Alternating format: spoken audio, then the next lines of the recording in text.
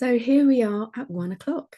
Welcome everybody to our session today, which is titled Soundwaves of Wellbeing, Exploring the Therapeutic Power of Music. Because music is therapy. It does carry a therapeutic power. Mark and I are both passionate about this, and that's why I'm so excited to bring this webinar to you today. Do a lot of work in the world of well-being, but not really do we ever get a chance to talk about and deliver on how music can support our well-being. And it can. It's a beautiful gift that we have access to, that we can tune into at any time. So in this session, Mark and I hope to inspire you to include music as part of your everyday well-being toolkit. In this session, we'll explore a little bit about the science, why we can get so much from music and how that supports our well-being. Mark, I'm so excited to have Mark Deeks with us today. Mark will introduce himself properly in a moment, but I'm just going to read my notes, so I want to get this right. Mark is a multi-talented speaker, pianist, piano teacher, composer, musical director, chorister, and all-round rock god with, I think, not one but maybe 2 record deals. I'm not sure. So Mark later in this session will be sharing ways that we can all connect with music for our well-being through theory and performance. Okay. At the end, we'll have some time for questions, maybe sharing some reflections at the end. But I guess perhaps we better introduce ourselves properly first. So I'll go first. I'll introduce myself, and then I'll spotlight Mark and allow him to do the same. So I recognize some names here. There are some new names. Lovely to welcome you here on this, the Mind Hub chat. My name is Tricia Wilkie. My company is the Mind Hub. The Mind Hub is a health and wellbeing training agency. So I'm founder and chief happiness officer here at the Mind Hub. I'm also an instructor member for Mental Health First Aid England. And I also teach a form of mindfulness called mindful-based cognitive therapy. And so the reason why I created this agency around 14 years ago is because I have my own experiences of quite serious mental health challenges. A lot of that was when I was on the trading floors and investment bank. And at that time, workplace well-being wasn't supported like it is perhaps now. And so my mission was to really help individuals to support themselves, to take back accountability for their own health and well-being, provide some practical tools to help people to do that, but also to work with organizations to understand that supporting the health and well-being of your people is not just the moral and the right thing to do, but which it is, but to really understand that if your workforce isn't happy, if it's not healthy, if it's not thriving, then neither is your business. Yeah. So that's kind of my why and doing the work that I do. So why am I so excited to bring you this webinar, just sharing how music really impacts me, supports me. However I feel, whatever I need, music is a resource that I can go to. The science behind why music can be so helpful for us, and Mark may share more about this as well in a moment, but certain frequencies of music tap into our brainwaves in a different way. It can elevate us, it can calm us, it can focus and sharpen our concentration, can lower our heart rate, our respiratory rate. You know, for me, when I'm feeling quite flat and down, which I can quite often, music is one of the ways that can really elevate my vibe. You know, I tap into my inner early 90s raver, and I'll put on some banging house music, you know, to kind of raise my vibe. And when I do, I feel that same euphoria rising up in my body, just as I did as when I was listening to it back in those 90s. And that euphoria is the endorphins flooding your body. We can experience dopamine, oxytocin, serotonin when we connect to different parts of music. Probably from my raving days, I now also can experience some quite high anxiety from time to time. So I need to lower that vibration. Yeah. So connecting with a piece of music, say, I quite like a modern classical. I tap into Ludovico and Audi. Yeah, listen to some classical. The frequency of that really lowers your heart rate, your respiratory rate. And of course, you may have heard of the Mozart effect. Yeah, in 2007, a large study showed the effects that classical music can have on sharpening your focus and your concentration. So it can raise my vibe, it can lower my vibe. But what I find most powerful is when music helps me to connect to a place, a time, a person in really the most powerful way. So a story that I'll just share a little bit about me, and something that really helps me to feel connection to my late father, who passed 7 years ago, is listening to a song by Luther Vandross called Dancing with My Daughter. This song came on the radio just as my dad was passing. My sister and I were sitting opposite sides of the hospital bed, and as he took his last breath, this song played. So for me, every time I hear this song, I feel that pull, that connection to that moment in time, to my sister and my father all together. So powerful. And when we feel that pull of connection, that's oxytocin flowing through your body. And that music, that connection, that memory really, elicits that and pulls me back into that moment. So music is incredibly powerful. It can support you and meet you wherever you are. And support you in whatever way that you need. So that's a little bit about me and my why and why I'm here, and so passionate about this webinar today. But I'm going to hand over to Mark now, who can introduce himself. And let me spotlight you, Mark, so that everyone can see you. There you go. There we go. Hello. Good afternoon, everyone. Assuming it is afternoon where you are, but if not, good morning to you. Thank you, Tricia, for the introduction. My name is Mark Deeks. I'm a speaker. Well, I don't like when Tricia was listing the things I do before. Please don't ever call me a rock god again, Tricia. That was quite disgusting. My speciality is speaking about the connection between music and mental health and music and well-being. My background is as a piano teacher since I was 15, and now I'm 46, so teaching piano for 31 years now, running community choirs for 25 years or more. But all of the time, whilst doing this, being a huge fan of rock and heavy metal music. And they're the musics that keep me alive, that keep me ticking through the day on a daily basis.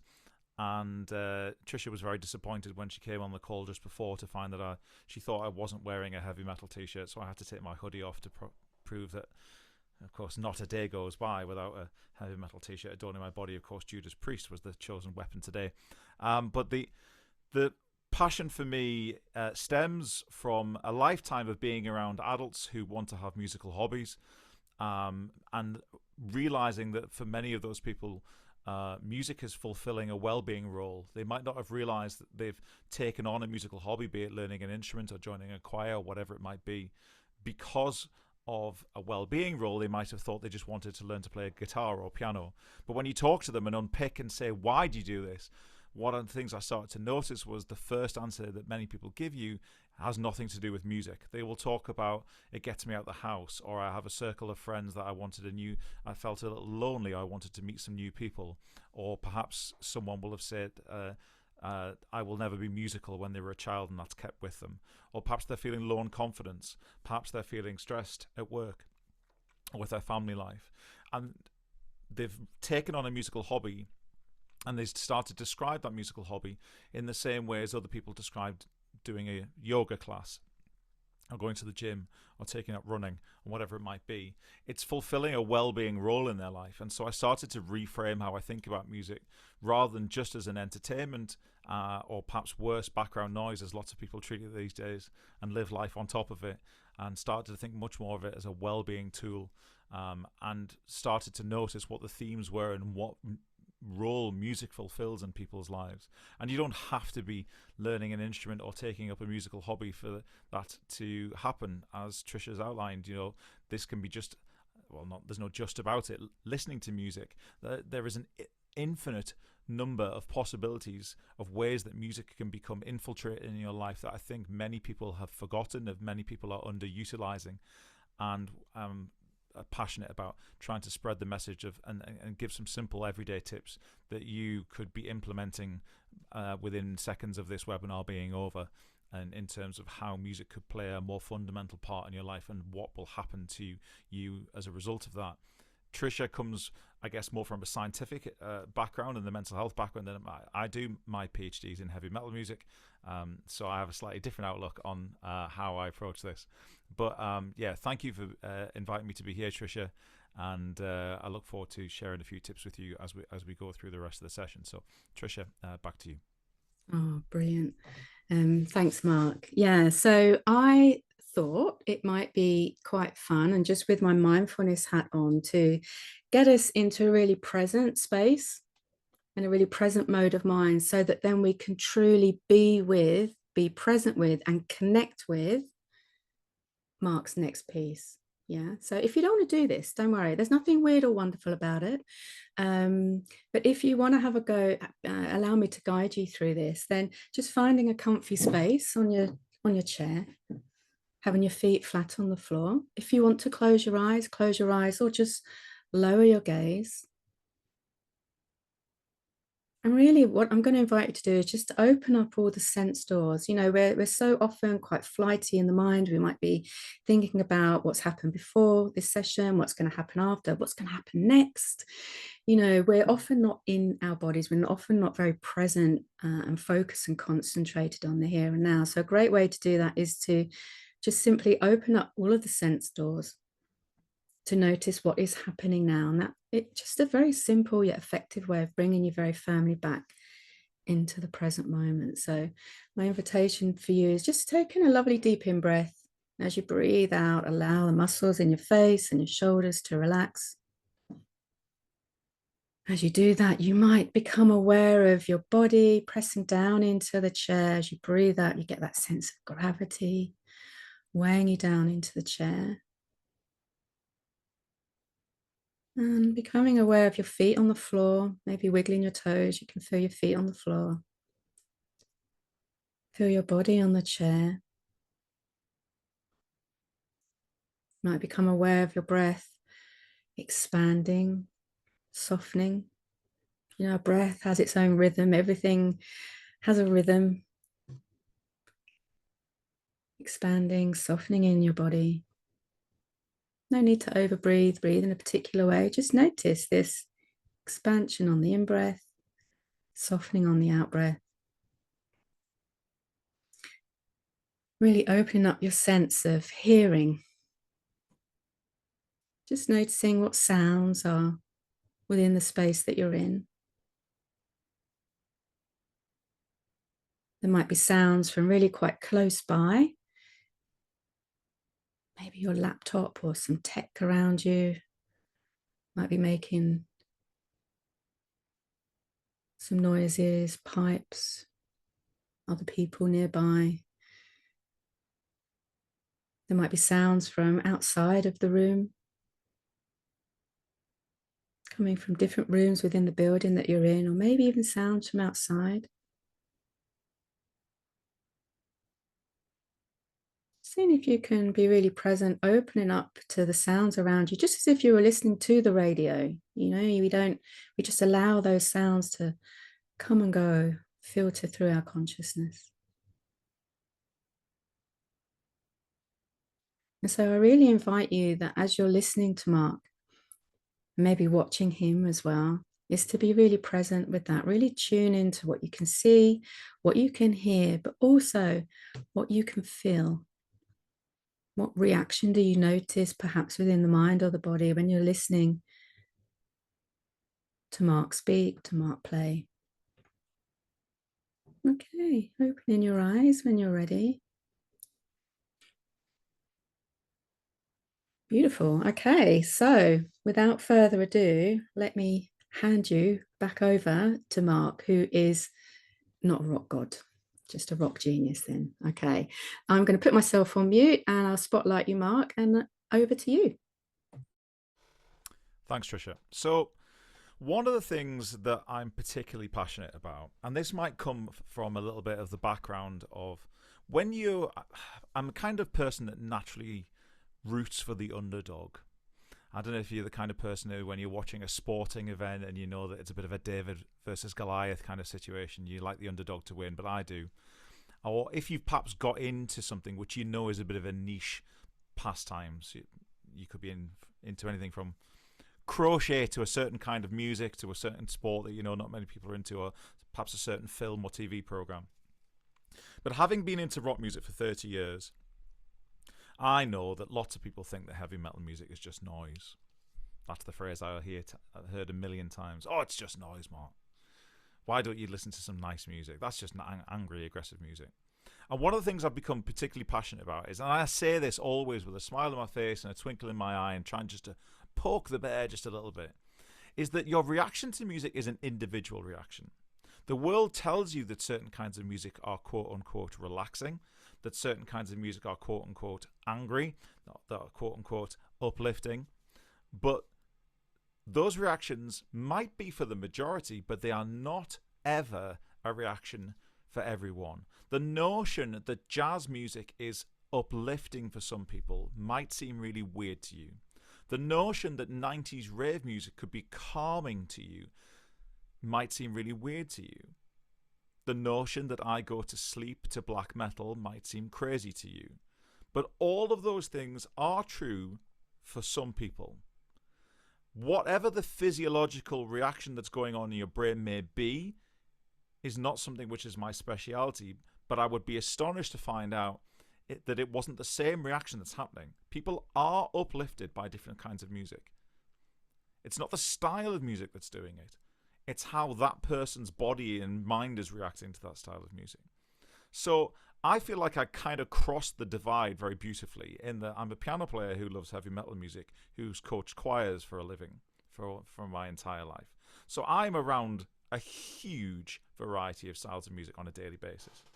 So my question to you is not what the music is. My question to you is to just start thinking about how music makes you feel. Where and when you listen to music, and what you fill that musical hole with is up to you.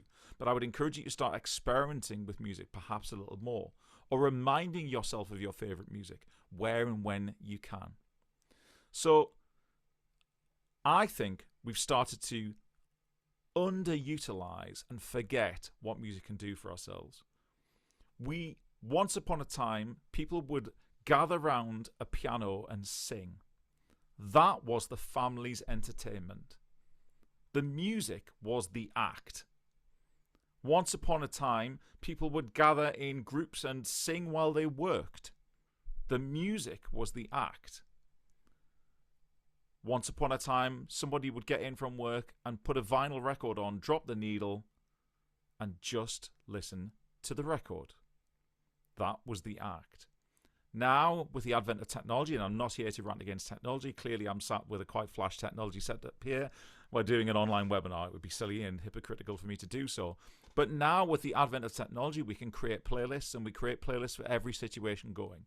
We make a running playlist, a cooking playlist, a party playlist, a study playlist, an emails playlist.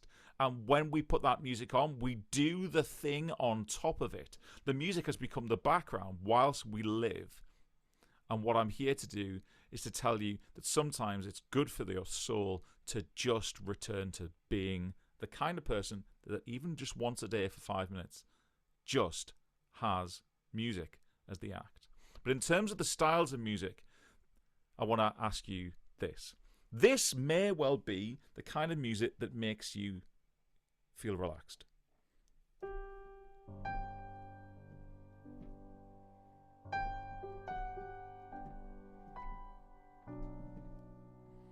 So ask yourself how you feel.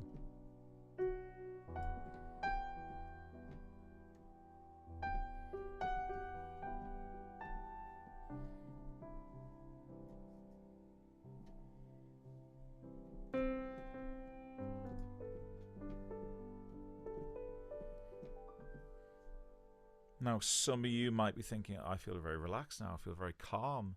Some of you might be thinking, God, that was boring. That sounds like I'm in a lift.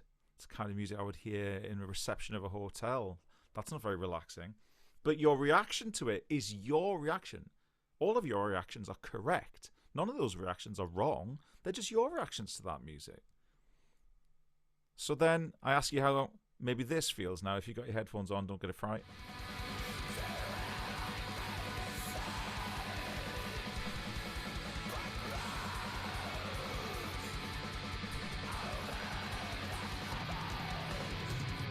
Now that kind of music might immediately make you feel on edge.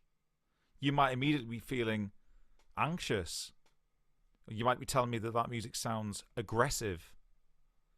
You might be thinking that something bad's about to happen. It's the kind of music that would be on in the background when a crime's about to be committed in a drama. By the way, both of those tunes were written by me. Second one was my band Winter Filleth. The first one was my solo piano album, Lightburst.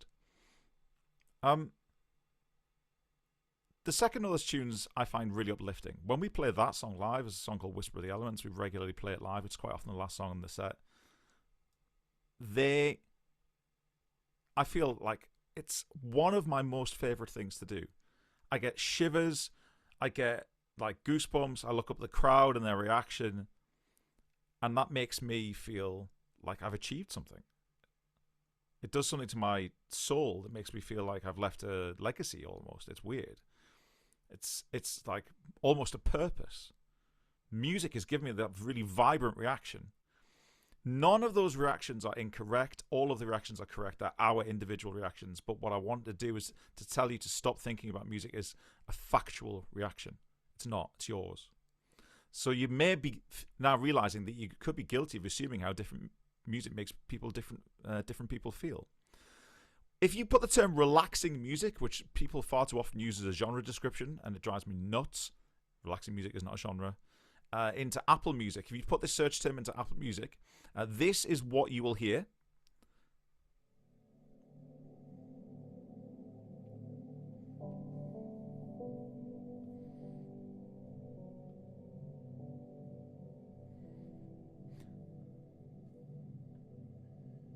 Now, that is by an artist called Relaxing Mindfulness Meditation Relaxation Maestro.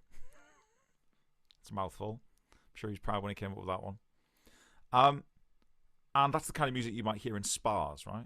Or some kind of therapy setting.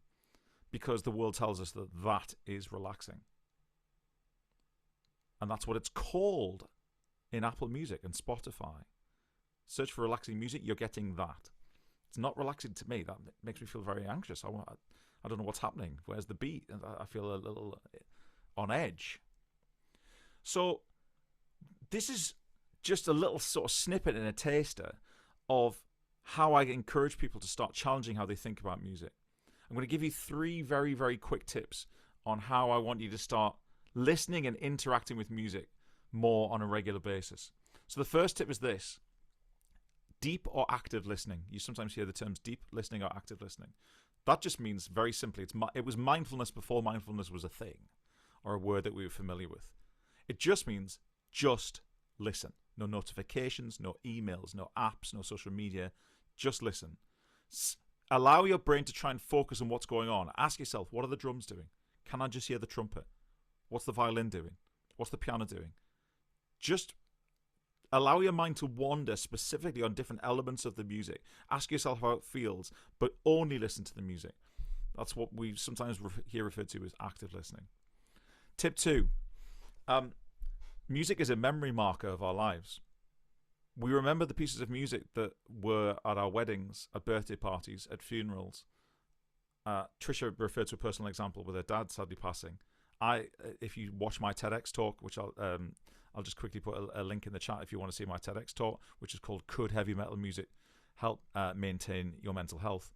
My story is around how my wife and I lost a baby mid-pregnancy. And the song that was playing in the hospital reception area when we found out that was happening was the song that was mine and my wife's first dance from our wedding. And suddenly the song that was the happiest moment of our lives was now the saddest moment of our lives. Music marks these moments in our lives in strange ways. But it can be much smaller things than that. The song that you sing on karaoke, the song that you sing in the car when you're on holiday with a loved one, the song that was your first record that you bought and reminds you of who you were with. There's like a million things that songs marks in our lives, and we forget to take a moment to revisit these. If a song makes you feel good because it reminds you of someone you love, listen to that song. That could be a very simple way to just feel grounded and have this uplift in your day. Be in control of the music that you're putting into yourself and how it makes you feel. And the last tip I'll give you is this. Music is something where you're allowed to be a beginner and the ripple effect can still be powerful. So what I mean by that is, I had a client who I taught to play piano, who after playing piano for 3 days, said her husband came into the room and said, "Are you playing Elvis?" Now, was she a very good piano player? No, she was a very rudimentary piano player. But she was playing a series of notes that was recognizable enough for her husband to walk into the room and say, "Are you playing Elvis?" Now, she was in her 50s. She'd wanted to play piano for 30 or 40 years.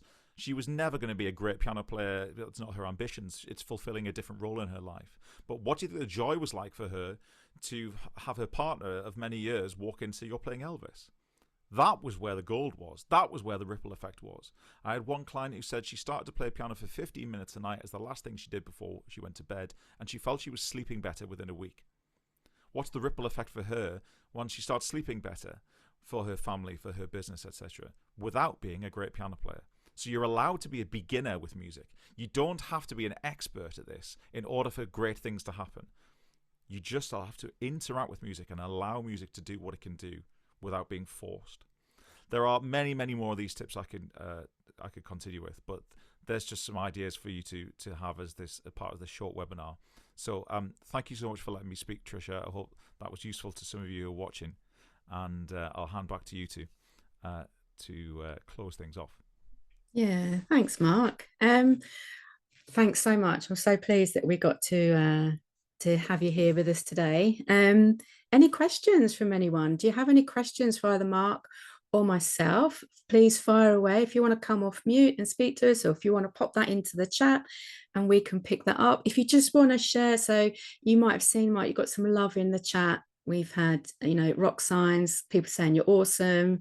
Love the fact that both of those tracks were yours. Someone's laughing because they had the mindfulness track. I think they're referring to the mindfulness track on their phone, and they only tried it once also. So maybe they were feeling the same way as you.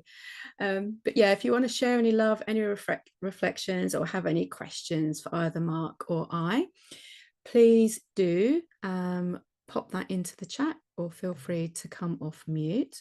Also, if you have enjoyed your time with us today, and I am sorry it was a quick half hour, I feel it's a topic we could just talk about for so long, but it was just a quick short one today. But if you would like to get in touch with either of us, here are our contact details for you to get in touch with us.